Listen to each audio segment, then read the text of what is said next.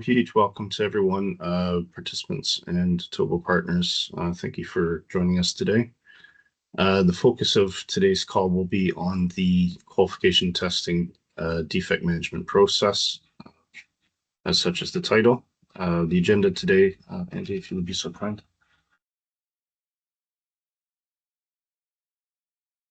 If we could advance to the agenda. There we go. So first we're going to talk about what our expectations are in terms of when to raise a defect. There's a little bit of leniency on this, which I'll go into a bit of detail.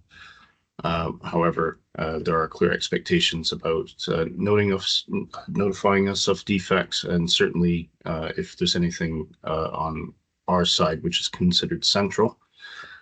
We'll go with Andy for a brief demo in ADO of how you can use the QTF to generate a reference, and then log into ADO to then create a defect against a test run. We'll go through the triage process. For those of you who have been through the round on this for SIT or LDSO, I think you'll find that this is very similar. And we'll also talk a bit about checkpoint calls and communication in terms of how we wish to align the assurance team to support you through qualification testing and through any defect triage as it may arise. And finally, we'll go to Q&A. So we have utilized special thanks to the PPC team today for organized Slido for us. So we can capture questions in there. We will spend a bit of time on the call to address some of these concerns given time.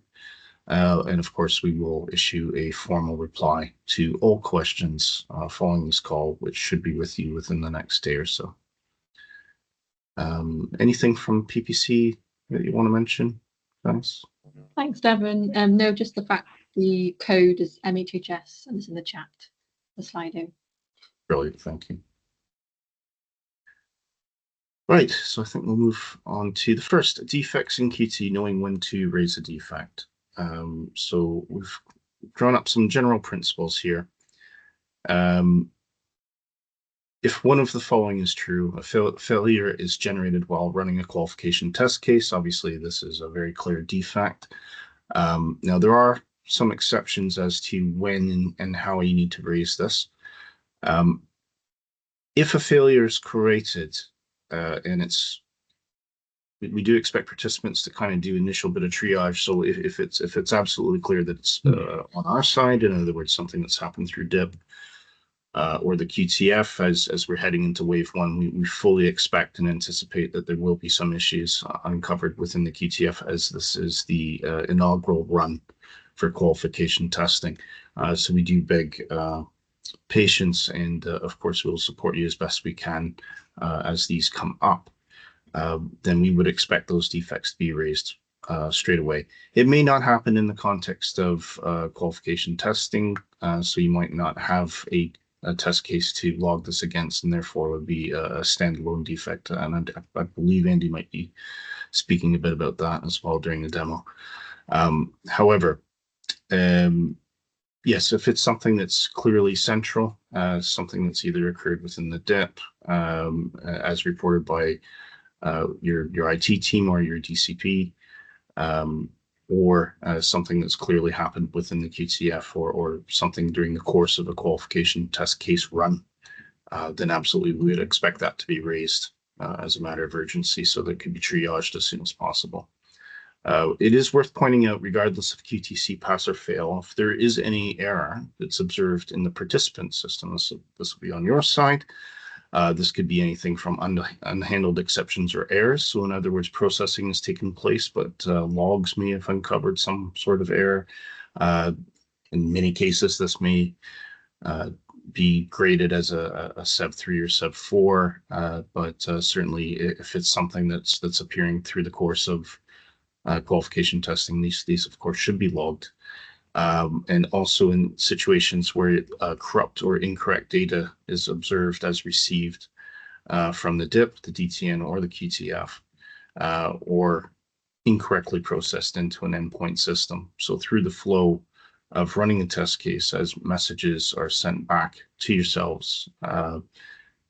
If there's any errors observed in that data, then you would expect a defect to be raised. If there's an error in the QTF, the qualification testing framework itself, now this could be anything. This could be, you know, it might just break. You might get a 403 or something like that, or some sort of ugly error screen. We don't anticipate this. We hope it doesn't happen. It has been, the UI has been rigorously tested, but there may be things that we're just unsure of, or possibly screens that aren't loading in time. We would want these to be flagged so that we can properly triage it. And if we see that there's a general issue impacting all participants, obviously we can, gives us the opportunity to inform all participants that might be impacted, so they're aware that these issues are ongoing. This is another one: incorrect or inappropriate steps uncovered in the QTC. Now, we have had the test steps out for consultation and for visibility. We presume at this point, as we haven't had much feedback from those in recent weeks, that these are pretty settled. There may be something that is discovered through the course of running a qualification test case that may constitute an inappropriate business process or a sequencing issue. We would want to know about this, obviously, and we would triage this. Might not always be, I think in some cases it might be a matter of opinion, but certainly we'd want these logged as, we say a defect more, maybe more like an observation, but for all intents and purposes in ADO, it would be registered as a defect. And also any connectivity issues that might prevent execution of QTC. So anything that's breaking the chain between yourself, your third-party providers, your DCP, the DIP, the QTF itself, etc., or the DTN. And any errors that might be identified in the qualification test case run logs. So through the course of running a qualification test case, there is a run log generated. If there's anything that's uncovered in that, we would expect that to be logged and noted so that we could properly look at it. Now, we do have a bit of leniency on that. We're aware, and I'm certainly aware in my years of experience within the IT realm, that some things just happen that are quickly resolved, certainly with connectivity.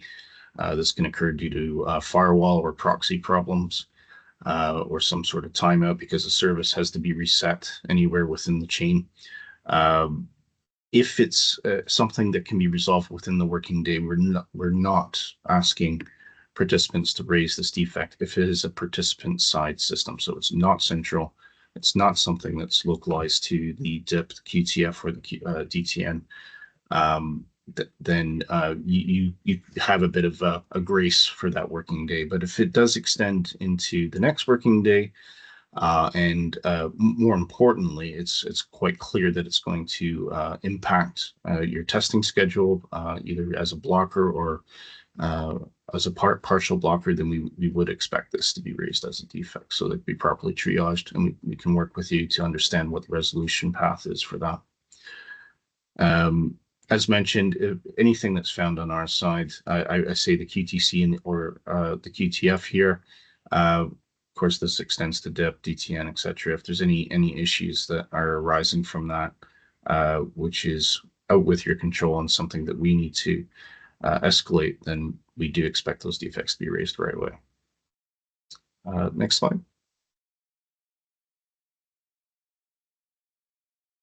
So just to recap, when to raise a defect, if it's found in central, I say QTF, QTC, of course this extends to DIP, DTN, etc. We would expect those to be raised right away. Participant side defects, bit of leniency, not resolvable within the working day. If they are resolvable within the working day, so you get a bit of time to work with your IT partners to try and identify the issue, and you're subsequently able to correct that issue within a number of hours, then we would not expect that to be raised as a defect. However, if it's not achievable within that working day, then we do expect those defects to be raised. And finally, if in doubt, we have put this team together to support you. Of course, myself and Andy sit behind that.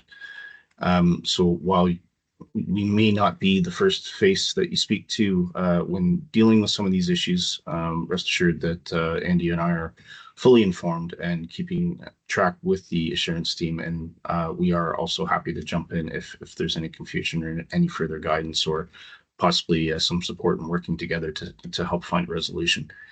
So, that is a mantra that we're going to carry forward, and we want to work with you to get over any hurdles that might come up through the course of qualification testing. Next slide.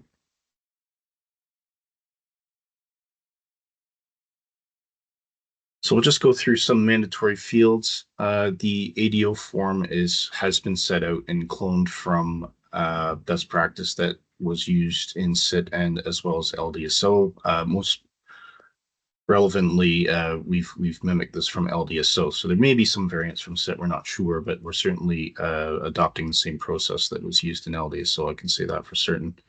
And there's some standard fields that need to be completed. So we have the title. What we ask with the title is to be brief but clear. And within the title, if it's connected to the execution of qualification test case, please do phrase the defect title with that QTC quoted. It helps triage work much quicker, and we're able to pinpoint and localize any issues in the QTF should it be a central defect. The owner, this should always be assigned initially to the QT assurance, your QT assurance analyst, appointed analyst for initial triage, and that will be taken forward into the triage process. States, these will always be proposed when they're raised initially. We'll go into a bit more detail about those states further in the call. A description, again, this is an opportunity just to give a bit of an outline as to what's being uncovered. We look for a clear summary of the defect, which should be easy enough to understand that someone who's maybe not close to the defect at the time has a clear idea of what's been discovered.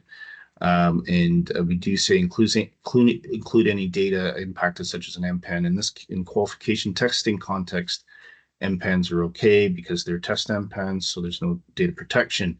But we do call out that anything that may be identifying information that falls under DPIA, please do not include that, or at least if you do, please make sure that it's obfuscated before that's provided to us.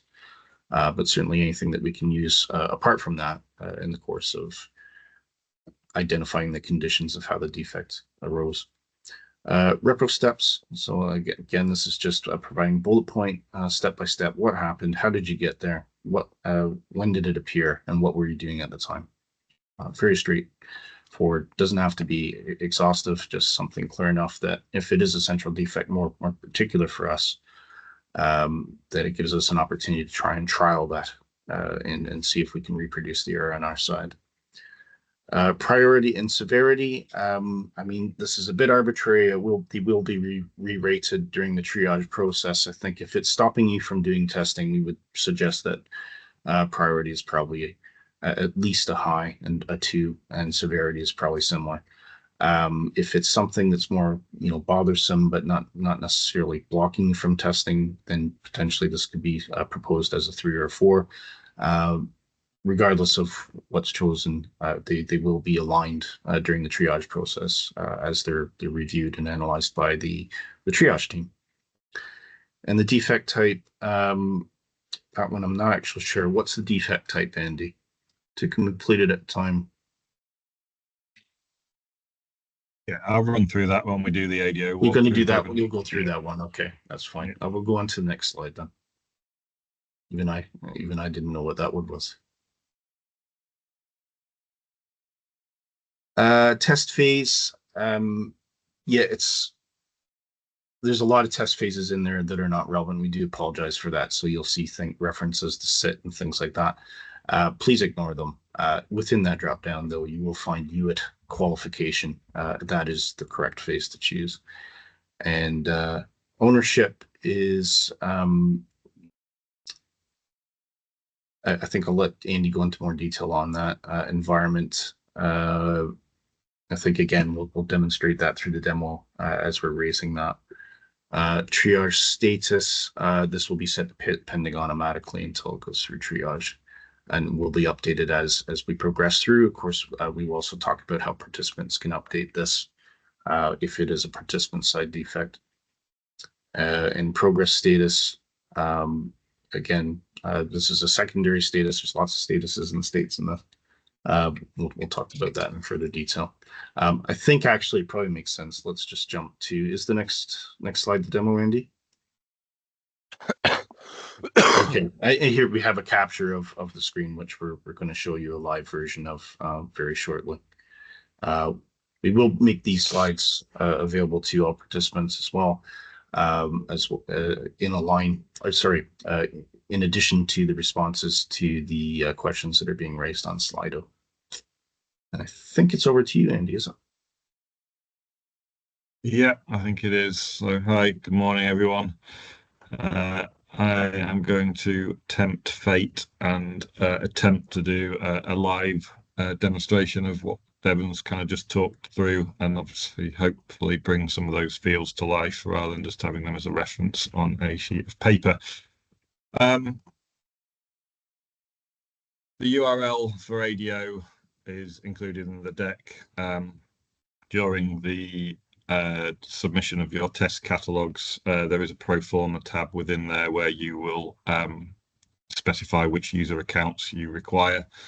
So when you log into ADO, it'll just be the username that you've specified there and any associated domain password that you have for that account.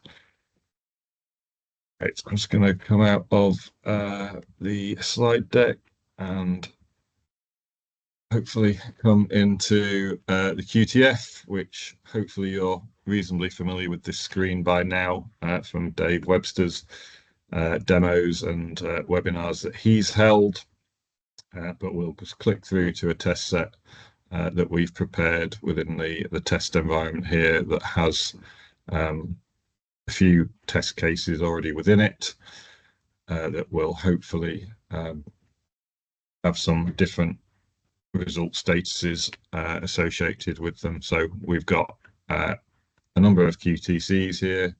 Some are passed, some are in progress, some have failed.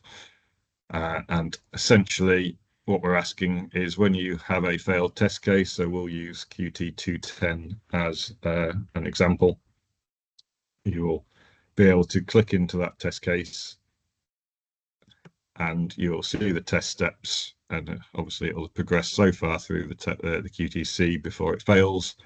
But in order to link to ADO, we'll need to view the test run log up here in the top right. And you will have an associated ADO test run ID here, because as a reminder, when the test cases are run via the QTF, the results of those test cases and any associated evidence that you upload within the QTF are archived out to ADO.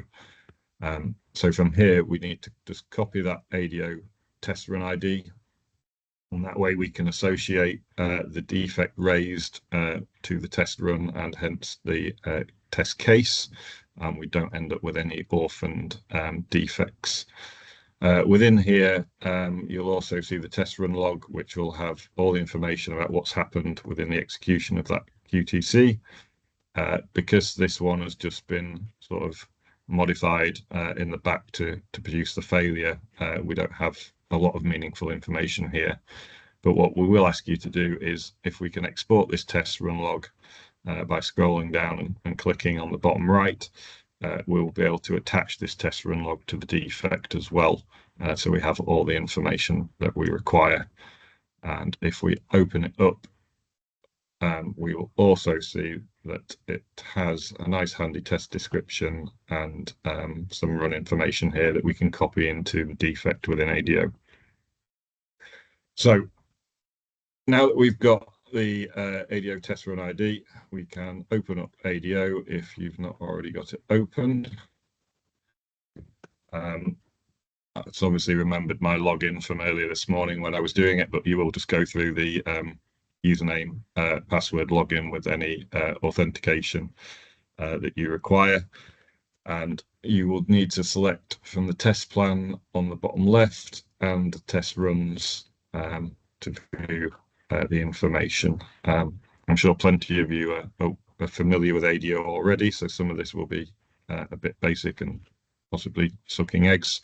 But for those that are not, we're just going to run through the steps.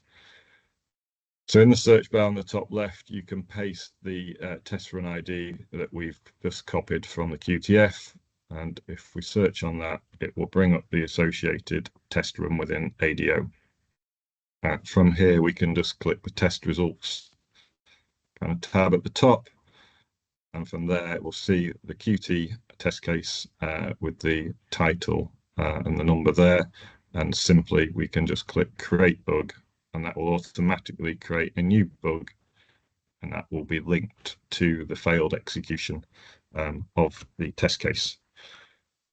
So as Devon said and showed, this is just a screen capture. The mandatory fields are kind of highlighted either with the red exclamation marks or just red text to let you know that you need to complete them.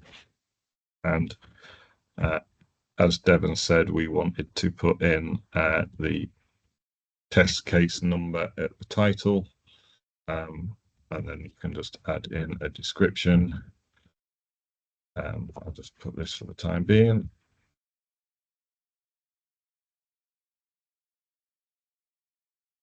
So within this screen, some fields are pre-populated. So as Devon said, by default, all of the defects will come in with a state of proposed. You are not able to change this. That's the default, and it will be updated when it's been triaged. The area and iteration fields will also be pre-populated.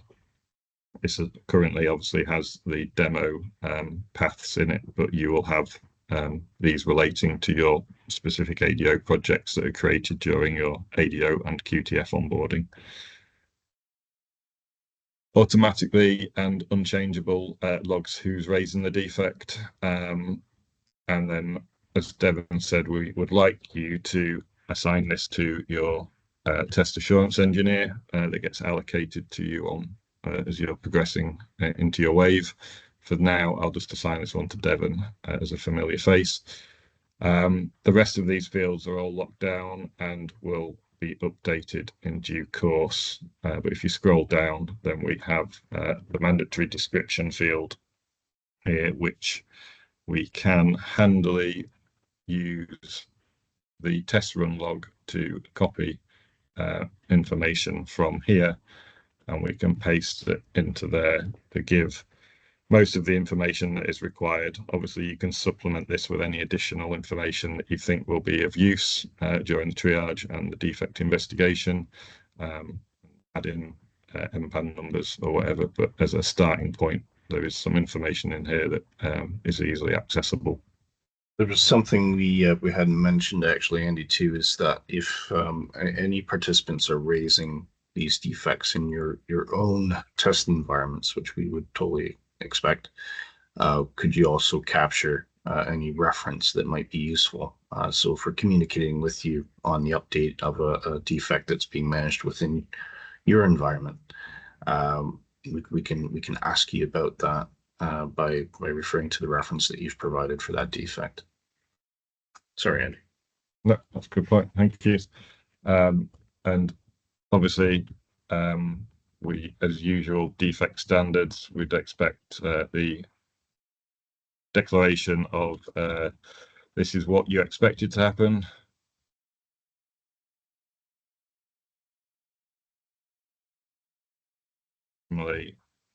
The actual result that was witnessed, so we know the variant that was logged. Apologies for typing. On the reproduction steps again, you can use the test run log as a bit of a template in terms of this will be talking through the steps of the test case and where it's got to. It'll also put in any errors that are witnessed, but you can use that as a bit of a base data for filling out the reproduction steps. At the bottom here, the discussion, that's more for when the the defect is in triage when people are adding comments and updates. So for now, we'll ignore that and come back up to the top as we move across. Obviously, Devon's already highlighted that we've got a standard for defect priority and defect severity states, and depending whether it's a blocker or a non-blocker, please choose accordingly, and these will be revisited upon triage and reset if we feel that they're different. On the defect type, there's a number of obviously field values in here. We don't expect you to necessarily know this to be 100% accurate at the point in time of logging, but it may be obvious that it's an environmental defect for you, or it was a test data issue. But if not, highly likely that these are going to be functional defects that you're raising. Again, test phase is mandatory, as Devon said. Historically, from the other phases, there's some fields in here that we field values we can just skip, and we're looking to specify UIT qualification. On the ownership system or service, this is basically the role which you're looking to qualify in. So this particular test set was for a supplier, and then in the environmental field, we are looking for UIT. When you start your test execution during your wave, we'll also update you with a build number as to what version of the QTF is currently released, and then we'll just ask you to enter that in here, whatever that may be at the time. So that is the main page and all the mandatory defects filled in. As we exported the test log, we'll also ask you to come across to the far right tab on the header here and click Add Attachment, and then wherever that has saved on your local machine, please select that and attach the test log to the defect. This is the stage that we would also suggest any screen captures, which are always useful. And tell a lot more information than trying to write it out. So if there's any screen captures that you can provide as part of that evidence, that would be a great addition to the run log. Yeah, or any additional logs that you have as well, please save and attach those to help speed up triage. So eventually we should get to a point where all of the red mandatory fields have been removed, and we can then just save the defect. It'll get a bug number allocated into the top left, and you will see within the links of that defect that it links back to the test run result here, and that is failed. And that is the overview of how we wish you to create a defect. Obviously, with it being ADO, there are numerous other ways in which you can raise the defect, but doing them in other ways doesn't put the automatic link into the defect, and so we'd appreciate it if we could use it via the test runs, and then we get no orphan defects. Everything which I've just run through there is documented with screenshots within section 6.6.3 of the PIT and QT guidance document, which was Del 3769. So you should have a reference with some screenshots available, but any questions or issues when you get to this for the first time, please reach out via Teams to your nominated test assurance analyst, and they'll walk you through the process or help with any additional queries or questions that you have.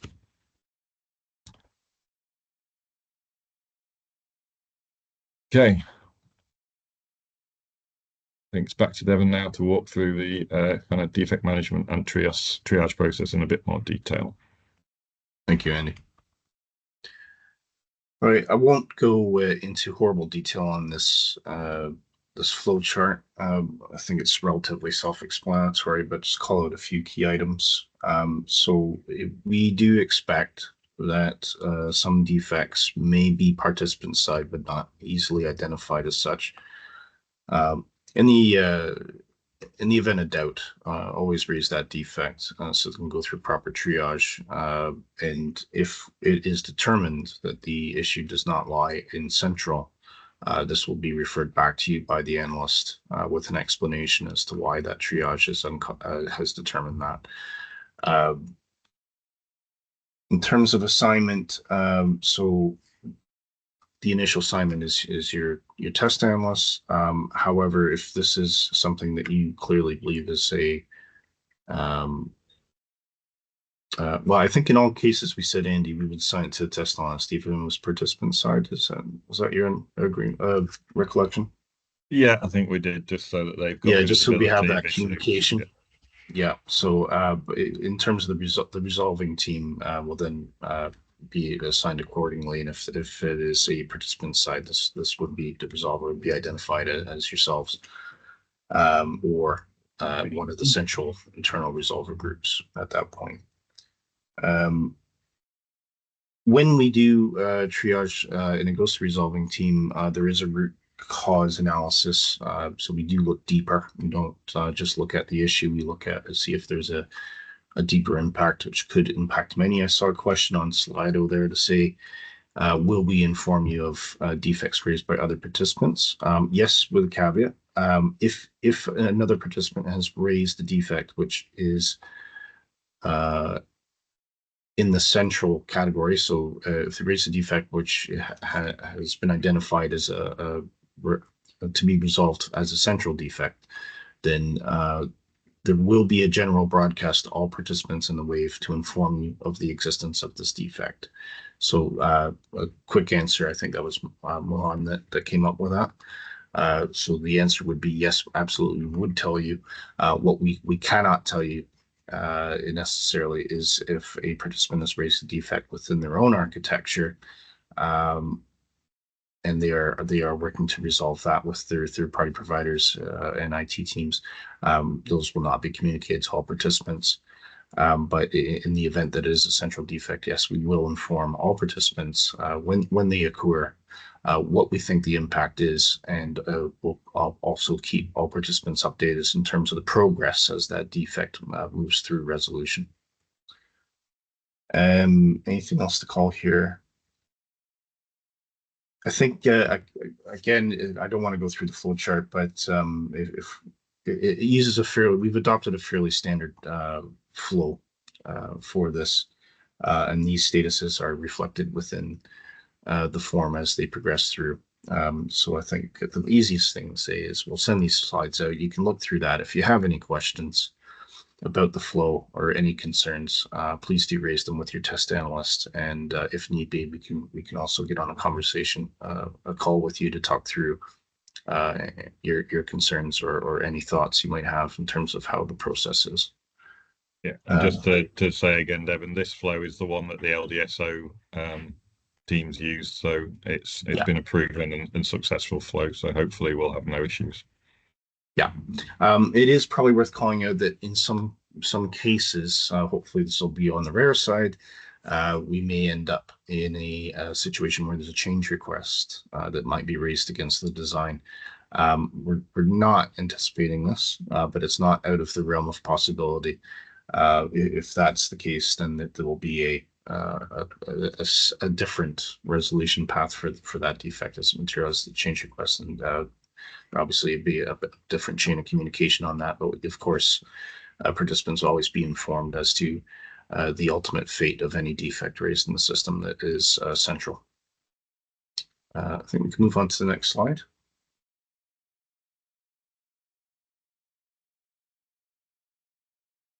And again, this is just a summary of the statuses Andy mentioned when he was going through the form. The statuses are always visible, and participants are only required to update the status if participants are ultimately resolving it with either with their own IT team or third-party providers. So if it is raised and identified as a central defect, this will be managed by the non-SIT S&A team. and there's no action required from you, and you will be informed. However, if the participant lies on your side, then we would expect that you walk us through these flows as regular as you can, so that we can stay up to date. We do report on statuses, so these will be called out by the test analysts on a regular basis during your checkpoint calls for updates, and it is absolutely adequate at that point to update your test analysts if you'd rather have your test analysts update the field for you, but of course you feel encouraged to do this yourself. I think we'll move on to the next slide. So checkpoint calls and communication.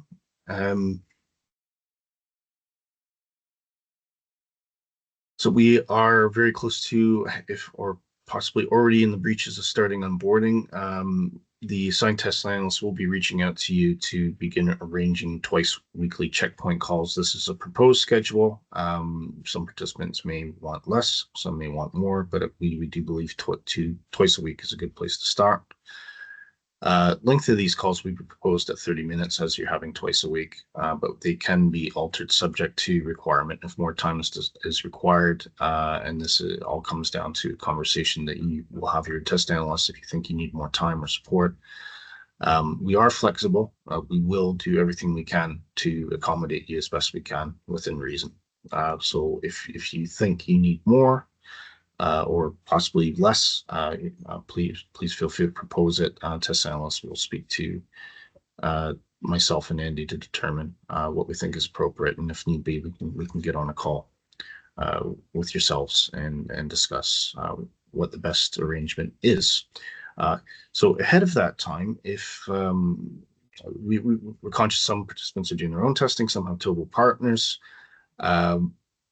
Have a think about what makes sense in terms of time schedule, and you can propose slots to us, and we'll do our best to accommodate them. So we got someone. Right. General agenda for these calls, I think fairly self-explanatory. We'll check progress against your execution test plan, subjects of section 4.2 of the QT test plan template. Any new defects been covered on testing, status and updates on outstanding defects, including any central defects that may be uncovered that the analysts are aware about and will subsequently make you aware of, as well as broadcasting those defects within the general area of Microsoft MHHS teams. We'll look for updates on any defects you're working through, and also we'll provide updates on any central defects that are already in progress. We may have questions about evidence queries. So obviously this is not just defects, this is testing in general. And we'll cover any data requests you may have if you have exhausted a list of MPANs within a dedicated QTC set. And of course, any other issues or AOB that you may have, your test analyst will be your first point of contact. They are under instruction to provide an escalation path for yourselves should it be needed. Immediately, the next level to that escalation will be myself and Andy, who are also in close contact with code bodies, the non-SIT SNA team in general, including your account managers, and we are also able to escalate to design if need be. So we will field all calls through that process. Okay. Next slide, then.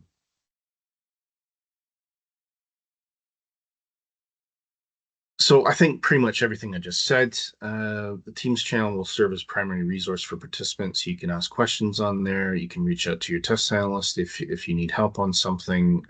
It's an opportunity to do screen shares if you're seeing something you're not sure if something's going wrong and you need a bit of advice.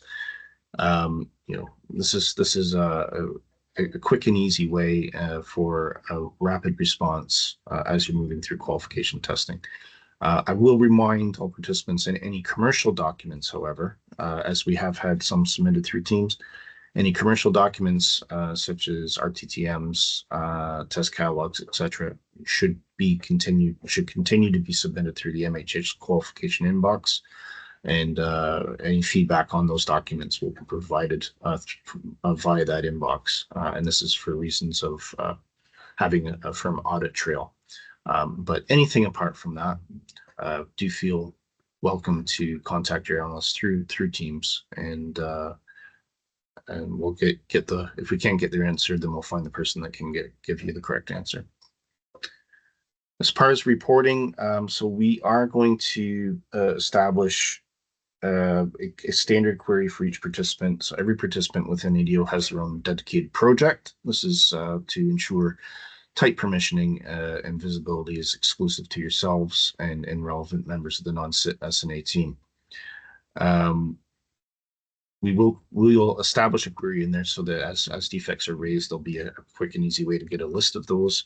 And we are also looking at providing a high-level dashboard to each participant as well, which will give you some graphs to show where things are in terms of defects. We do use this information forward to report to the program and ultimately to Ofgems. So anything that we're reporting should be quite clear to yourselves by observing what's been stated in ADO. Test progress will be monitored with your participant dashboard and qualification testing framework. So, and this is simply a game of how many tests do you have in your test set, how many have you run, how many have you passed, failed, etc. Okay, we're not expecting anything further from that. We do have a supplementary report that we provide on the back of that information, which we will share with you individually as relevant to talk about things like variance to track. So if you were meant to have covered 100 tests within a given time frame, you've only covered 50. You'll obviously have a variance of minus 50% at that point, and this will be raised by your test analyst at the time, just to find out if how things are going. Is there any anticipated recovery to your test execution? Is there something deeper that's blocking you, etc.? So we can deal with these things as they come in through the course of your qualification testing. And I think that's pretty much it. So conscious we've kind of rambled through this. I'll just see if we have any questions in the Slido there. Hannah, do we have anything captured? Hi there, thank you very much, both. Yes, we've had a few questions coming in. A question from Nigel Roberts: is the same caution needed regarding the use of correct status, as selecting an incorrect one in SIT could result in needing to restart the test? I think this is relating to Andy's section. Yeah, sorry, it's Nigel Roberts here. Just we did notice in SIT that if you selected a specific status on a test step and saved it, you could end up with a failed test that needed restarting. Now, I know there was a fix applied to the projects in ADO in SIT. I'm just wondering whether that fix has been applied across to this ADO instance. Okay, well ADO. So ADO, well, we're not executing tests in ADO, so all test execution is via the QTF. So the QTF will actually get to a pass or a fail for that test case. So I'm not sure what states we're talking about, because that'll all be handled within the QTF. You're literally just raising a defect against the test run in ADO. Right, fine. Okay. It's Nigel, it's one way. It's a one-way synchronization. No, that's fine. So any changes in ADO don't have any impact on the QTF. Okay, thank you. We've got a question from Mohan. If we can implement a workaround for the defects within a day, should we report them in ADO? Right, this is an interesting one. So when we say workaround, that usually means that the defect is going to persist. So if I take that question at face value, the answer would be yes, we would expect you to report it, because that would imply that there is a persistent defect of, yes, you've found a workaround to get around it, but you identified that that is a defect. Now, if it's something different than that, and that by workaround, you're saying you've just chosen to do something a different way, and you're happy to continue on doing it that different way until the end of time, and therefore the old way, which was causing you problems, can be discarded, we would not necessarily consider that a defect that you have to re-raise. But if it is an error in the system that you've had to do a workaround for because something is not working as intended, albeit a low severity because you've found a workaround, we would expect that to be raised in ADO, and if this was something that would persist to the end of qualification testing, this is also something that may appear in your work-off plan. So I think it's yes and or no, depending. Thank you for the question, Lana. We've got a question from Chris Beard.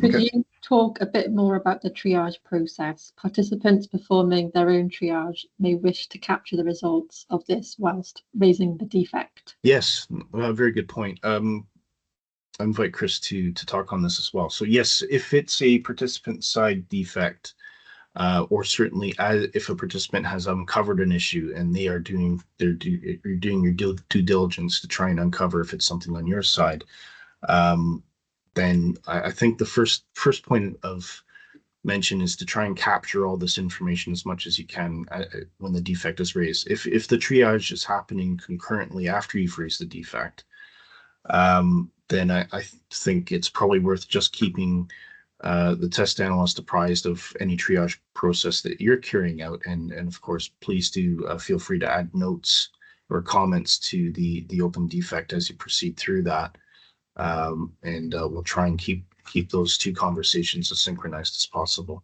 I think the it's worth. Point I was trying to make, Gavin, and I think this covers in the second question that I raised, is that when you talked at the start about when you have to raise a defect, if you've got an internal defect, you're expecting us to raise it if it's not going to be clear within a day.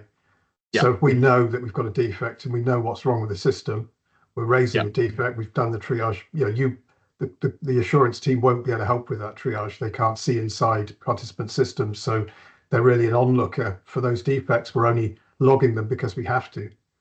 Yes. So we would expect minimal, if any, participation from the QT assurance team. So I just wanted to make sure that what we saw in the demo was someone raising a defect and then basically handing it over for triage. Whereas in practice, a lot of these defects, the raising and the triage is all going to be managed by the participant. Yeah, so that's a great point, Chris. So the triage process is it's a standard flow on our end, where defects are identified as participant side. Yes, of course, there's nothing we can do from a triage perspective that's going to add any value, as this is resting within the participant systems and third-party providers.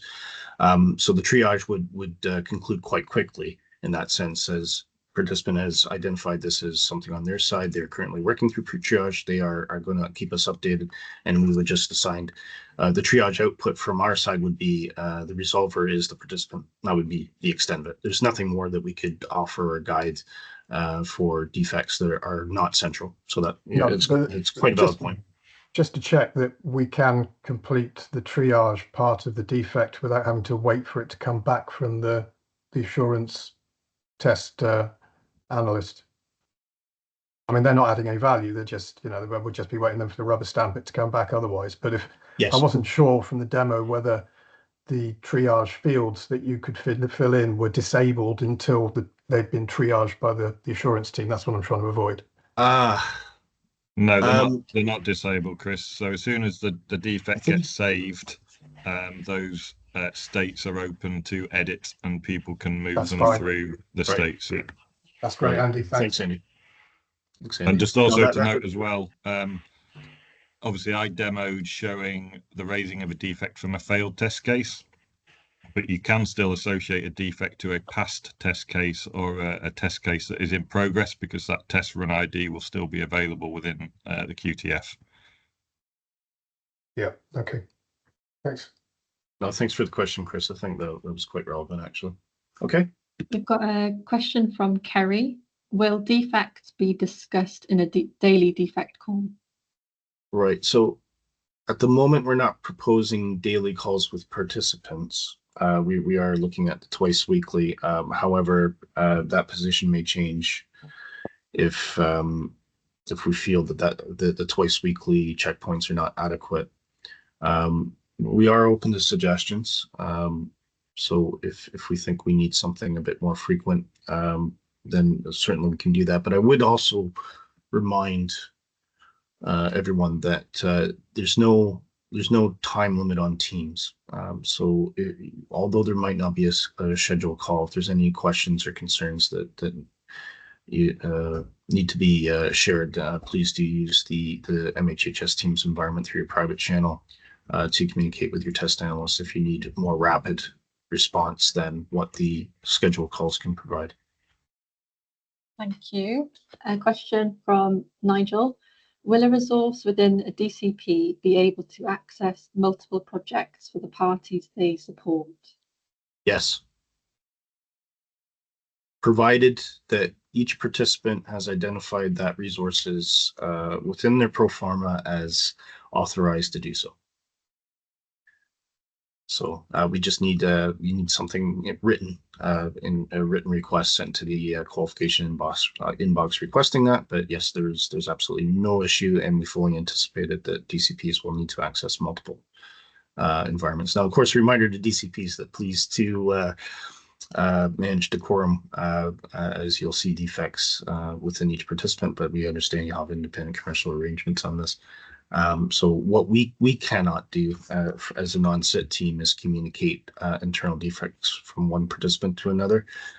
We don't have any oversight how that's managed by the DCPs, so we'll leave it to DCPs to manage that accordingly within their customer base. Thank you. A question from Mohan. If we lost a test without seeing a defect, but another participant found an issue afterward in data quality, QTF, DTN, how does that work? Great question. So yeah, you passed the test, everything looked great, moved on, and then suddenly you find a broadcast from us that we have uncovered a data quality issue that is potentially corrupting the results of a given QTC. So this is a tricky one. Essentially, I think in that case, if we have a number of participants that have already run a QTC and passed it and moved on, and then we've subsequently understood that there's been a fault within the DIP or the QTF that has somehow generated incorrupt data, then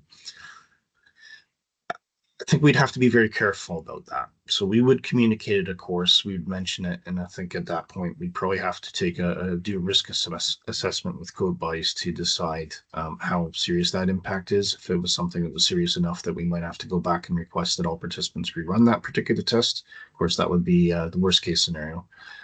Or if there was some way that we could give it a pass and say, well, we understand that there is a quality issue and we fixed it, and therefore maybe it just becomes like a note or an appendum to your QT exit report that it was run on a previous version of the QTC.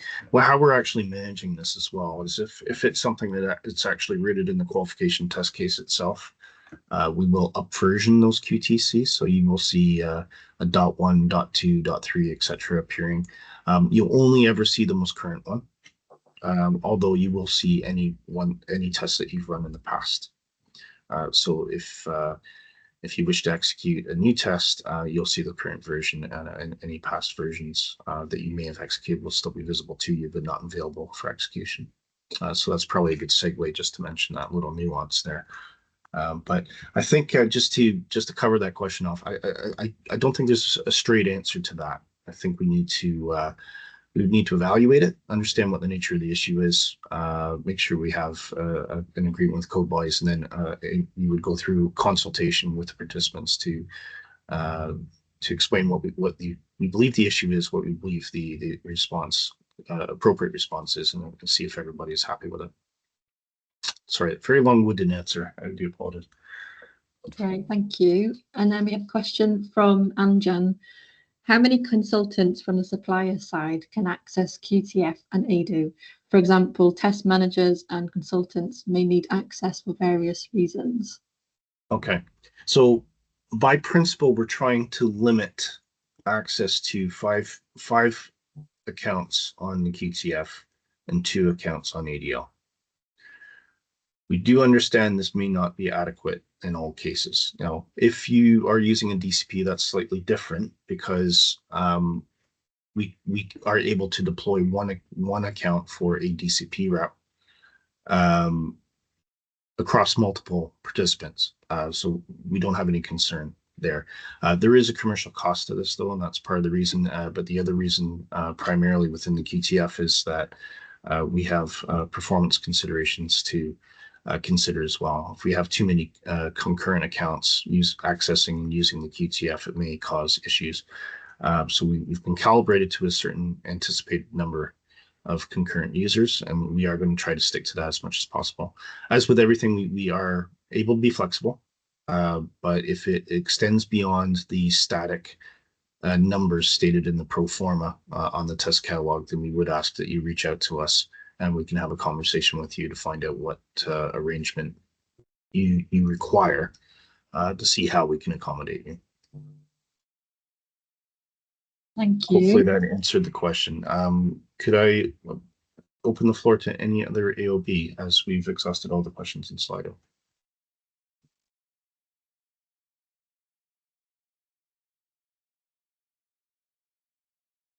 Okay, brilliant. Well, thank you very much. I'm sorry to have booked you for 2 hours when able to get it done quickly. Thank you to everyone who raised questions. I think they're all quite relevant, and it was good to talk through. If there are any further concerns or questions you might have, please do reach out to MHHS Qualification inbox, or certainly do reach out to your appointed test analyst if you are in wave 1. If you're not in wave 1, please do go through a qualification inbox as standard until such time that you do have an appointed analyst. Apart from that, I'll leave 1 minute for any final words. If not, we'll release you guys.